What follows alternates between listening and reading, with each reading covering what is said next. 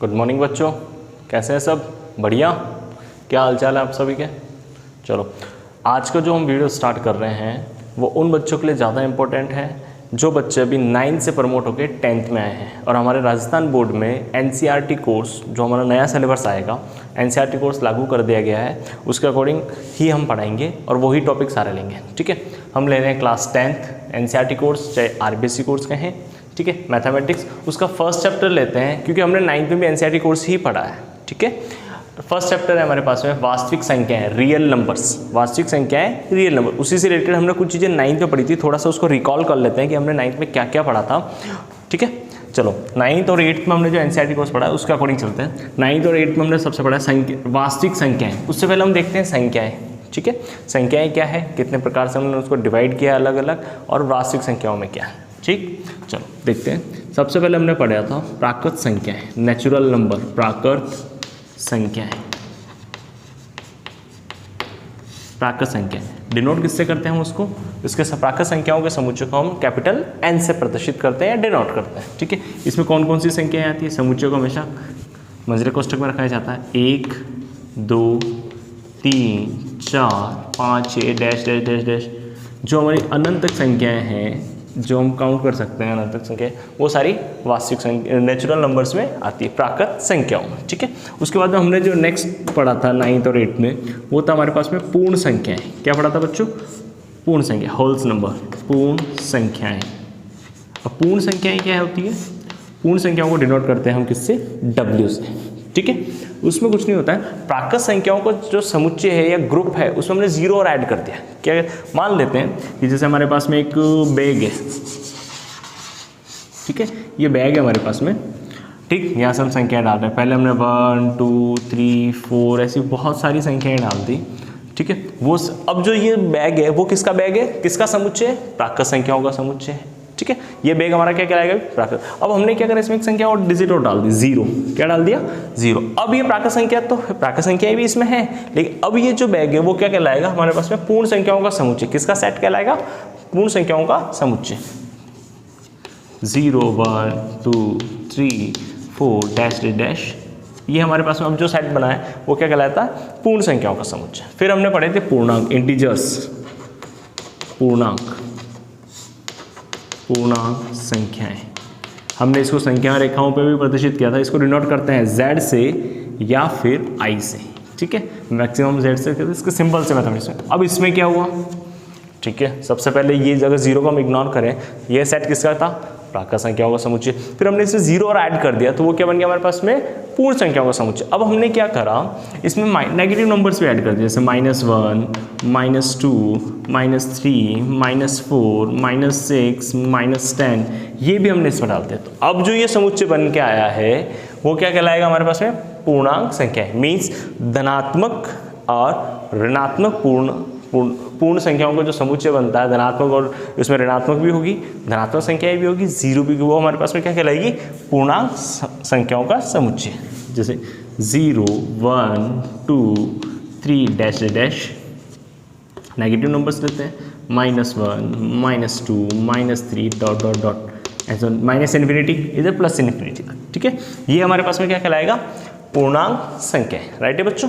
फिर हमने पढ़ा था परिमेय संख्या। इसकी डेफिनेशन भी पढ़ी थी हमने, परिमेय संख्याएं। डिनोट किया था हमने इसको Q से। क्या था परिमेय संख्याओं में? वे संख्याएं जिन्हें P/Q के रूप में व्यक्त किया, जैसे 3/4 5/7 9/11 वगैरह वगैरह, जिन्हें हम P/Q के रूप में व्यक्त कर सकते हैं, वो सारी संख्याएं क्या कहलाती है हमारे पास में? परिमेय संख्या, रैशनल नंबर्स, परिमेय संख्याएं कहलाती है। डिनोट किससे हम करते हैं इसके समुच्चय को? हम इसको Q से प्रदर्शित करते हैं। ठीक है, इसको हम मैथमेटिकल फॉर्म में अगर लिखते हैं तो क्या बनता है? वे संख्या जिन्हें हम P/Q के रूप में व्यक्त कर सकते हैं, P/Q। ठीक है, जहाँ P और Q जो है वो बिलोंग करेंगे Z से। किससे बिलोंग करेंगे? Z से। ये सिंबल होता है बिलोंग्स, जैसे हम कहते हैं ना बिलोंग्स टू। आप कहाँ से बिलोंग करते हैं? हम राजस्थान से बिलोंग करते हैं, अजमेर डिस्ट्रिक्ट से बिलोंग करते हैं, ब्यावर शहर से बिलोंग करते हैं। वैसे P और Q कहाँ से लिए जाएंगे? इनमें से। ठीक है, बट एक कंडीशन होती है इसमें कि Q is not equal to 0। Q is not equal to 0। q का मान कुछ भी हो सकता है लेकिन 0 नहीं होना चाहिए। क्या नहीं होना चाहिए हमारे पास में? 0। p बटा वह संख्या है जिन्हें p बटा q के रूप में व्यक्त कर सकते हैं, वो सारी संख्या कहलाती है परिमेय संख्याएं। ठीक है, और जहां p और q है वो किससे लिए जाएंगे? z से लिए जाएंगे, मीन्स पूर्णांकों के समुच्चय, पूर्णांक संख्याओं के समुच्चयों में से लिए जाएंगे। और q is not equal to 0। q का मान जो हर है, हर में कोई भी संख्या हो सकती है, -3, -2, 5, 11, 7, 12 कुछ भी, बट 0 नहीं होना चाहिए। उसका रीजन ये होता है जब हर में 0 हो जाता है वो संख्या अनिर्धारित हो जाती है, जिसे हम अनंत कहते हैं, अपरिभाषित कहते हैं या इन्फिनिटी कहते हैं। ठीक है, वो नहीं है, इसलिए हम इसको कहते हैं कि सब कुछ संख्याएं हो सकती है बट क्या नहीं होना चाहिए? q का मान, हर का मान 0 नहीं होना चाहिए, हर का मान 0 नहीं होना चाहिए। ठीक है, अब अपरिमेय संख्याएं,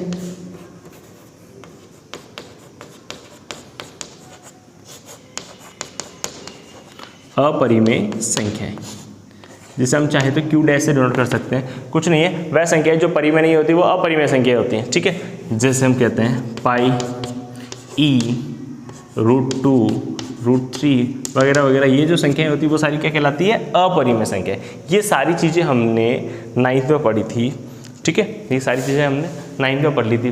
8th में था ये हमारे पास में पूर्ण संख्याएं, प्राकृत संख्या, पूर्ण संख्याएं, पूर्णांक, परिमेय, अपरिमेय। ठीक है, अब हमें जो अगला नेक्स्ट अपना जो 10th क्लास का जो टॉपिक है वो स्टार्ट होता है इसके बाद से, रियल नंबर्स, वास्तविक संख्याएं। क्या होती है? वास्तविक संख्या। अब वास्तविक संख्याएं क्या होती हैं? जो वास्तव में होती है। अच्छा, हाँ, वास्तविक है तो वास्तव में होगी। परिमेय और अपरिमेय का मिक्स, वह संख्या समुच्चय है, वो ग्रुप जिसमें परिमेय संख्या भी हो और अपरिमेय संख्या भी हो। परिमेय संख्या और अपरिमेय संख्याओं का जो समुच्चय बनता है, या हम उसको सम्मिलन कहते हैं या यूनियन कहते हैं इंग्लिश में। यूनियन में मिक्स करने के बाद जो मिक्सचर बन के आएगा हमारे पास में, वो दोनों परिमेय और, कुल मिला के ये समझो परिमेय और अपरिमेय दोनों को मिला दिया तो वो जो ग्रुप बन के आया वो क्या कहलाएगा? रियल नंबर्स, वास्तविक संख्याएं। ठीक है, तो हम इसे कहते हैं, इसको डिनोट करते हैं कैपिटल R से, वास्तविक संख्याएं। ठीक है, कैपिटल R। हम इसे ये कह सकते हैं कि Q ये यूनियन का सिंबल होता है। ठीक है, सम्मिलन जिसे कहते हैं हम हिंदी में, यूनियन, Q डैश मीन्स आप कह सकते हो कि वह डब्बा जिसमें परिमेय और अपरिमेय सारी संख्याएं हो गई। परिमेय का मतलब परिमेय संख्याओं में ये भी इंक्लूड है, ये भी इंक्लूड है, ये भी इंक्लूड है। ठीक है, मैं बोलता हूँ 2/1 कह सकता हूँ, हाँ कह सकता हूँ, ये भी एक परिमेय संख्या के रूप में कह सकता हूँ। 3/1 p बटा q है ना, -2 उसके अपॉन में हर को माना जा सकता है, किसी भी संख्या के नीचे कुछ नहीं, हर एक माना जा सकता है। तो ये भी परिमेय, ये भी परिमेय, ये भी परिमेय। ठीक है, अपरिमेय संख्या जो परिमेय नहीं होती, जिन्हें p बटा q के रूप में व्यक्त नहीं किया जा सकता, वो अपरिमेय संख्या कहलाती है। जिन्हें p बटा q के रूप में व्यक्त किया जा सकता है वो परिमेय संख्या कहलाती है। अब इन दोनों को मिक्स करके जो हमारे पास में ब्लॉक बन के आएगा, या जैसे हम इस थैले में पढ़ रहे हैं, इसमें परिमेय और अपरिमेय दोनों मिला दें। मैं ये कह सकता हूँ कि ये मेरे पास एक ब्लॉक था। ठीक है, इसमें परिमेय संख्याएं भी हैं, मैंने परिमेय संख्या भी डाल दी, इसमें परिमेय संख्याएं भी इसमें रख दी, और मैंने क्या करा, इसमें अपरिमेय संख्याएं भी रख दी, प्लस थोड़ा बड़ा बना देते हैं, छोटा बन गया ये तो, प्लस हमने इसमें क्या करा, अपरिमेय संख्याएं भी ले ली। क्या ले ली हमने इसमें? अपरिमेय संख्याएं।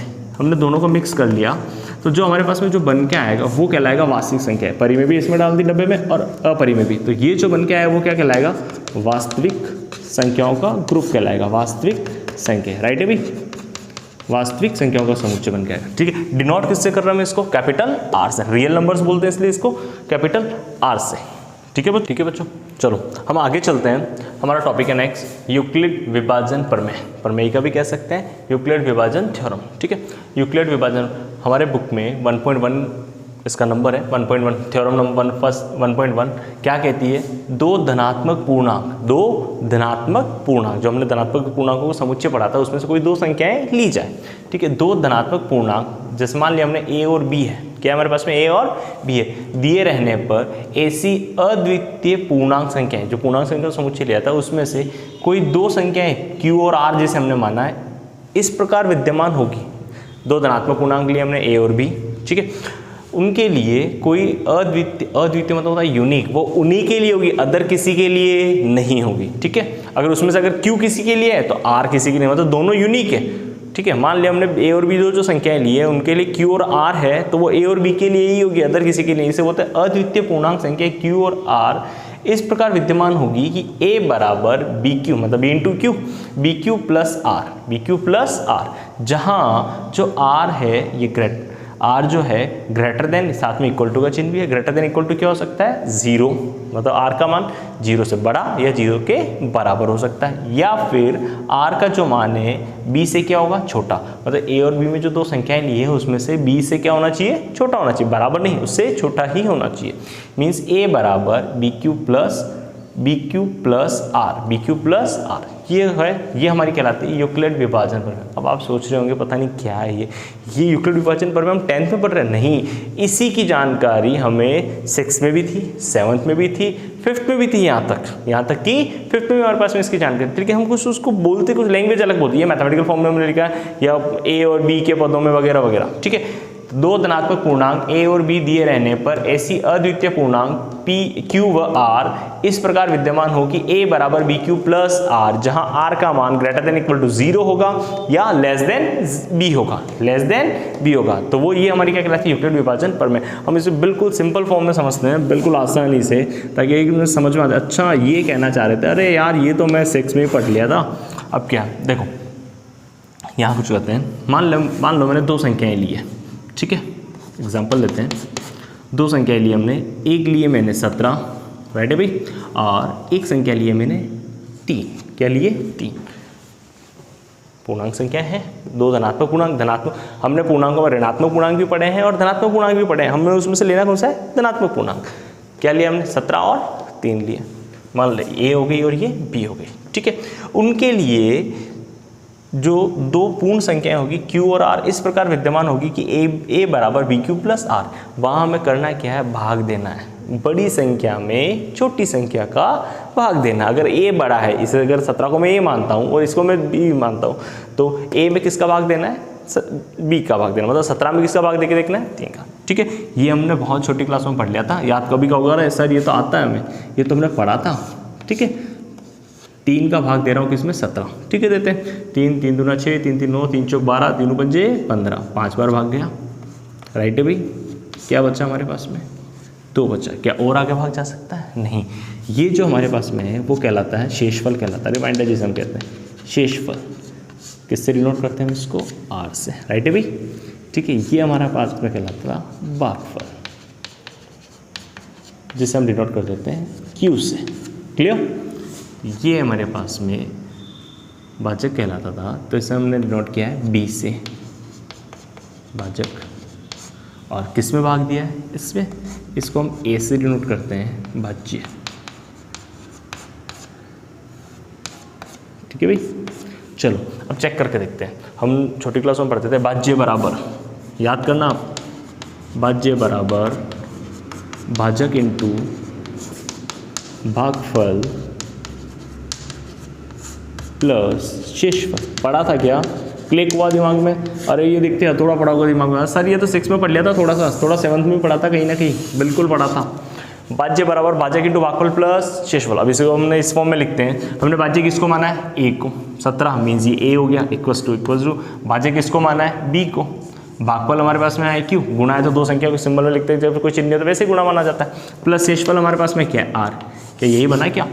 A equals to b q plus r, right है। और जो R हमारा जो शेषफल हम जब भाग देते हैं, हम कब तक भाग देते रहते हैं? जब तक कि यहाँ 3 से जो भाजक दे रखा है उससे छोटी संख्या ना आ जाए।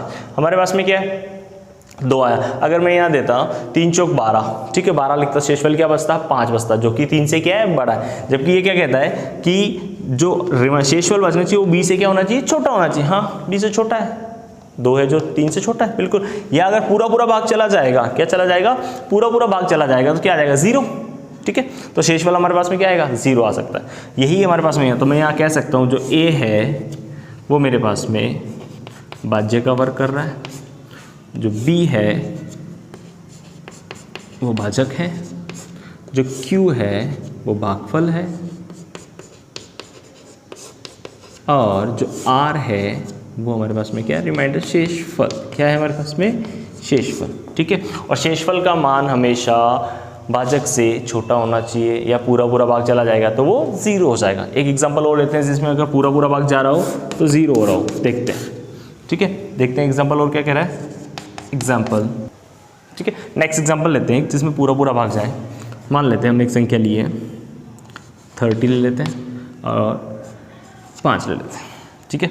बड़ी में छोटी का भाग देना है, ठीक है, देते हैं 30 देते हैं भाग 5 का, सीधा देते हैं 5 25 6 पंजे 5 30, तो ये 30, शेषफल क्या बचा हमारे पास में 0, ठीक है। तो हम यहाँ कह सकते हैं कि 30 बराबर 5 × 6 प्लस शेषफल क्या आया 0। तो अगर यहाँ मैं कंपैरिजन करूँ तो मेरे पास में Q की वैल्यू कितनी है 6 है, R की वैल्यू कितनी है 0 है। अब ये वर्ड जो बोला गया हमारे पास में अद्वितीय क्यों कहा गया, देखते हैं हम।